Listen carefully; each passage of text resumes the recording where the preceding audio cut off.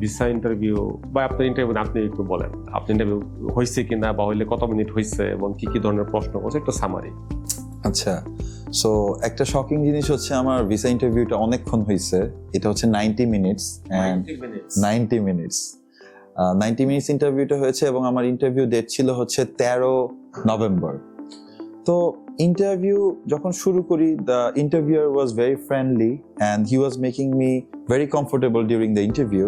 আমাকে প্রথমেই উনি বলেছে যে আসলে কোনো আশেপাশে কোনো ডিভাইস কোনো কিছু আছে কিনা বা স্ক্রিপ্টেড কিনা।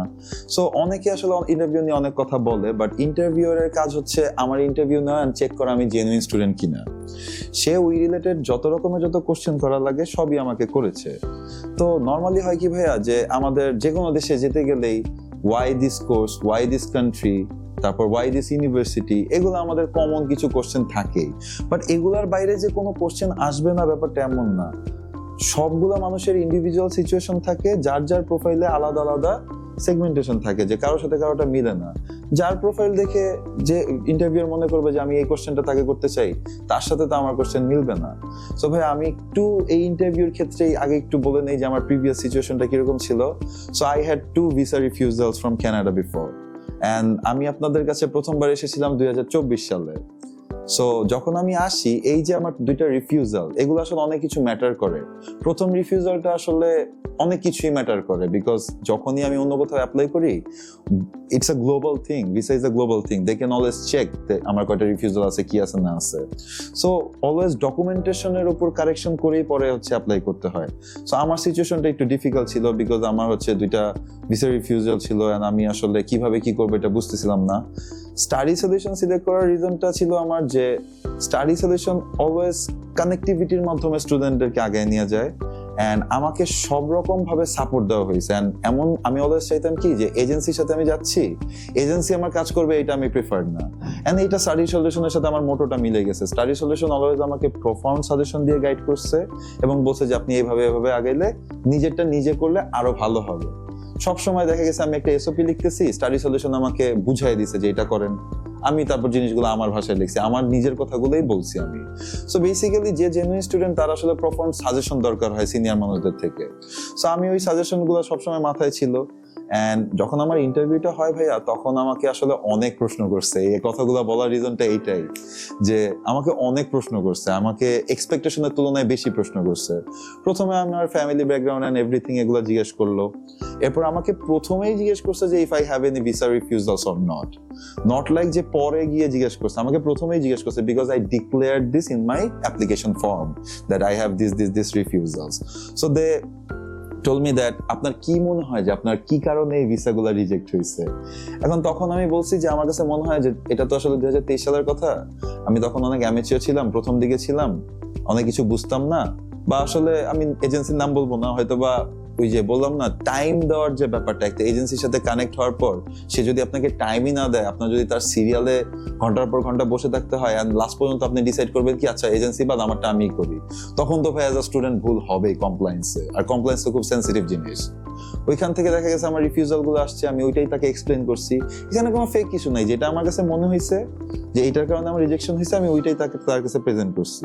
এন্ড ইন্টারভিউয়ার আমাকে এটাও বলছে, হ্যাঁ this is a very common reason, অনেকেরই কমপ্লায়েন্স ভুল হয়ে যায়।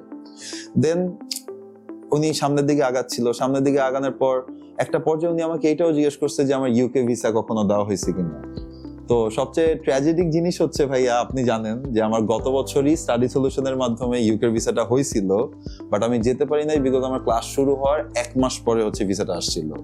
সো আমি ওইটাও এক্সপ্লেন করলাম যে আমার হয়েছিল ভিসা, আমি যেতে পারি নাই because of this reasons, and my university told me that if you come now you will lose a lot of marks, and we don't want you to get a poor grade in your first semester. We want the best out of you. So তখন we decided together as a team that we won't be moving forward now, and we'll move forward in the next year in the same intake. আচ্ছা, এইখানে ভাই আমি একটু add করি যে এটা আমাদের স্টাডি সলিউশনসের হিস্ট্রিতে দ্য ফার্স্ট টাইম যে একজন স্টুডেন্টের ভিসা হয়েছে এবং ইউনিভার্সিটি তাকে 2 days অ্যালাউ করছে। অ্যাজ এ এজেন্ট আমাকে ইউনিভার্সিটি অ্যালাউ করছে, সে যদি নেক্সট 2 days মধ্যে ইন করতে পারে তাহলে উইল অ্যাকসেপ্ট হিম। বাট প্রদীপ ভাই সেই অপরচুনিটিটা অ্যাকসেপ্ট করে নাই, ডিক্লাইন করছে। তো তো আমি কিউরিওসিটিক্যালি জানতে চাইলাম যে রিজনটা কি।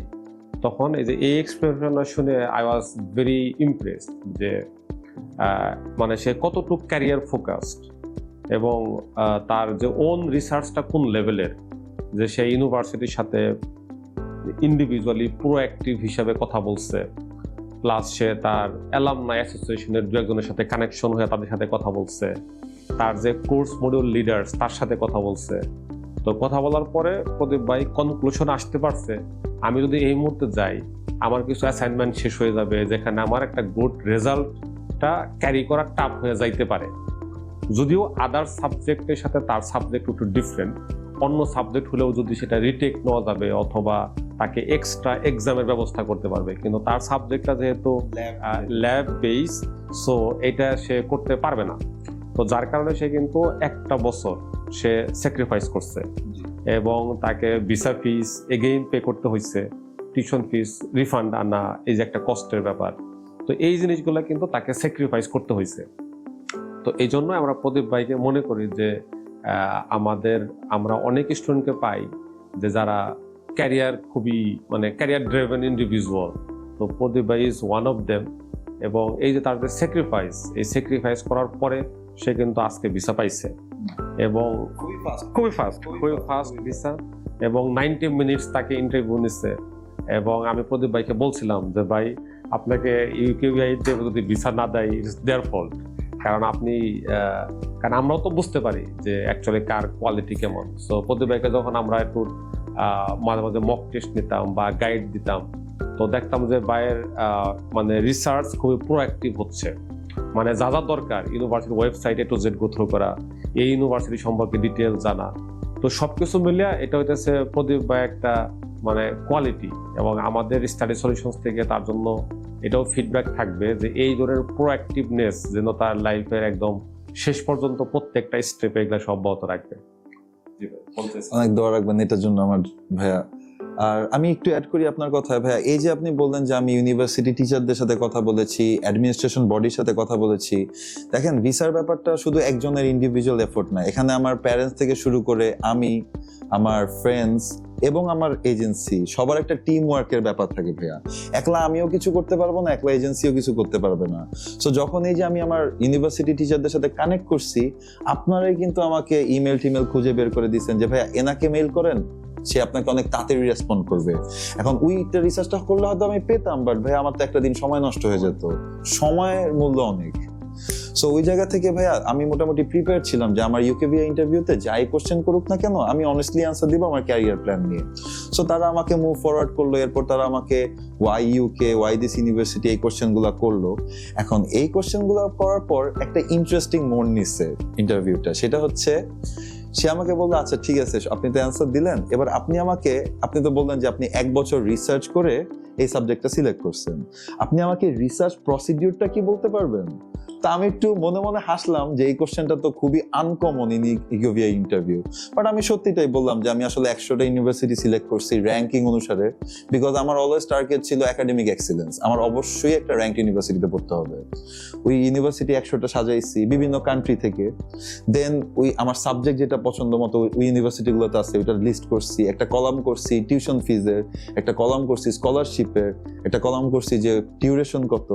ওইখান থেকে অমিট করতে করতে করতে করতে I was left with only one university, that is university of Huddersfield.